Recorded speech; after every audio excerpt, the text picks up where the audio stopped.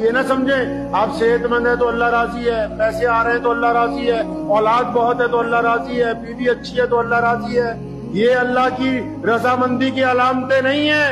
موسیٰ علیہ السلام نے کہا تھا اللہ سے ڈر جاؤ، تو ایک بندہ اٹھ کے کھڑا ہوا اور میں تو رب کی نافرمانی کرتا ہوں، پھر بھی جانور زیادہ ہوتے ہیں، اولاد زیادہ ہوتی ہے، مال زیادہ ہوتا ہے، خزانہ زیادہ ہوتا ہے۔ پھر انہوں نے اللہ سے پوچھا یا اللہ یہ کیا بات ہے، یہ آپ سے ڈرتا بھی نہیں اور آپ نے سب کچھ اس کو دیا ہے۔ فرمایا موسیٰ جو اس وقت کا سخت عذاب ہے وہ ہم نے اس بندے کو دیا ہے۔ یا اللہ کون سا عذاب ہے جو آپ نے اس بندے کو دیا؟ فرمایا موسیٰ جو دنیا کا سخت عذاب ہے وہ اس کو دیا ہے۔ یا اللہ وہ کون سا عذاب ہے؟ فرمایا موسیٰ ہم نے اس بندے سے سجدے کی توفیق چھین لی ہے،